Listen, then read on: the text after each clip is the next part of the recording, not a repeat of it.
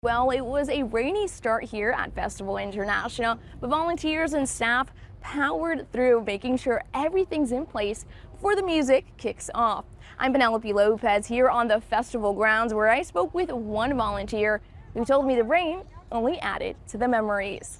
I've never seen rain like this before since I've been volunteering for festival, and it's just going to make it so much more memorable for me. Despite a rainy start to the day, it was a little bit scary, seeing downtown in that condition. We did have tents floating around and some things damaged, some tents damaged, some merchandise damaged, etc. The 39th Annual Festival International Date 2 will still go on.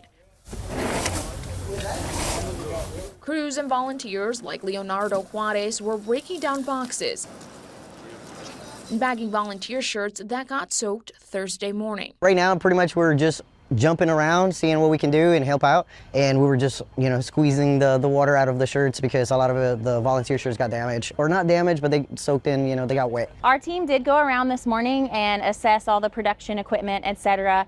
And things were looking pretty good. I think there was just minimal loss with that, so we were pretty lucky. All in all, the festival team is in high spirits. Happy festival! And one important thing to remember when it comes to this rainy season are the do's and don'ts. In the event that there are some light showers today, as always, we ask that you don't bring any physical structures, of course. We got to make space for everybody, so be mindful of that. Absolutely bring an umbrella if you wish. Put on your poncho. And for a full look of the Festival International schedule, you can head on over to our website. Reporting in Lafayette, I'm Penelope Lopez for KATC TV3 News.